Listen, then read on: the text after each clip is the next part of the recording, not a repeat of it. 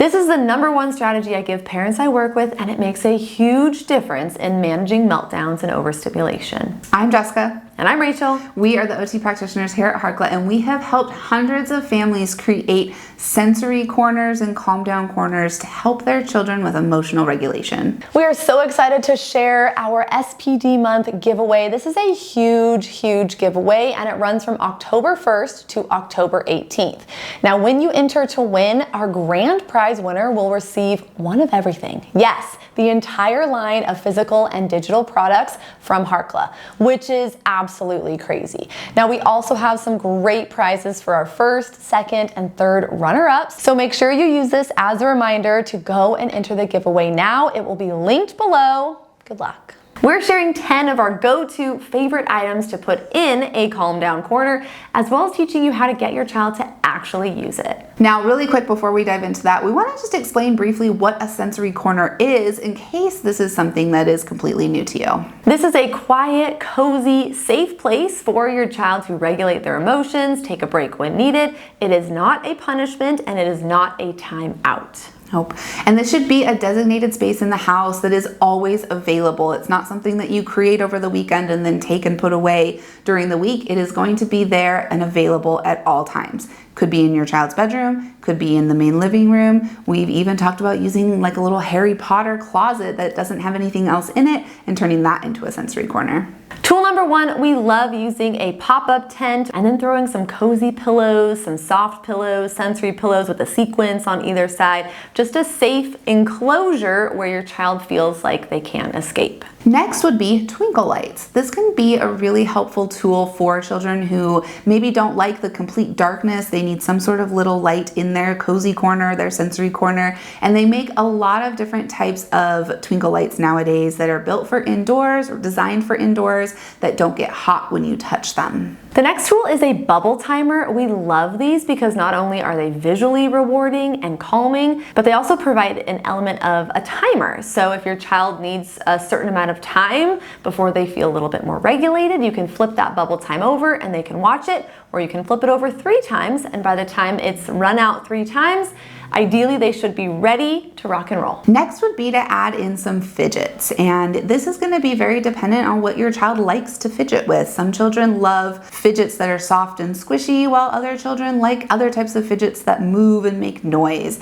So finding the type of fidget that your child likes is going to be kind of the trick here, experimenting, some trial and error. We will link a few of our favorite fidgets below in the description.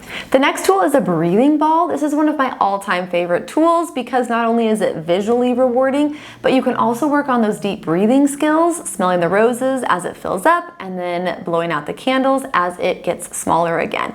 It's fun for them to watch and touch and feel and look at. The next is going to be some sort of oral motor toy or tool or item. Oral motor input can be really regulating to the nervous system. So a couple of our favorites. One is the Weeby Calm, where you blow and the ball goes up and down, but the ball is contained in this little like tube so you don't lose the ball, which is great. Another item of our favorites is Sour Spray. We have a couple of different brands that we like. Again, we will link these in the description below, but Sour Spray can be a great tool for your child to just kind of like reorganize, wake up their oral structures, and most kids like it. Yes. The next tool is noise canceling headphones or music. This is great to have for our kiddos who are overstimulated by loud noises and they love that deep pressure that those headphones provide, as well as having an opportunity for them to listen to calming music. Maybe you have a Yodo player or a Tony's box and they can independently put on some music that is regulating for them. The next items would be a weighted lap pad or a stuffed animal. You could also add in a vibrating pillow if your child enjoys using those.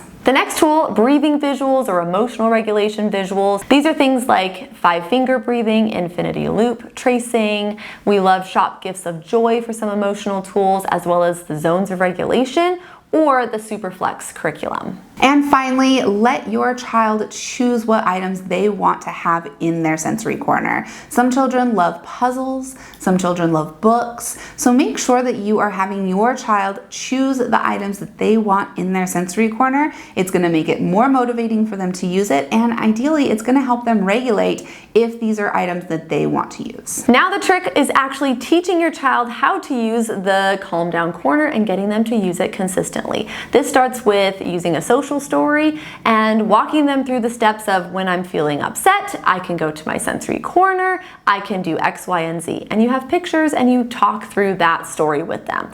Then you need to role play and you practice going here, using the tools when they're calm, when they're organized, rather than when they have flipped their lid and they are struggling. And then make sure that you are co-regulating. If they need a little bit of support here when they first get started using their sensory corner, make sure that you sit with them, you stay calm, you stay quiet, and you're just present with them. If you want more regulation tools like this, make sure you watch our video on regulating tools for sensory seekers. We dive into a ton more strategies using proprioceptive input. And make sure you are subscribed to our Harkla YouTube channel so you never miss a new video. Make sure you like this and send it to a friend who might also benefit. Follow us on Instagram at Harkla_family as well as at All Things Sensory Podcast. And make sure you listen to our podcast for more tips and strategies. Our podcast is All Things Sensory. We are on YouTube, Spotify, and Apple Podcasts. And with that, we'll plan on seeing you next week for another video. Okay, bye.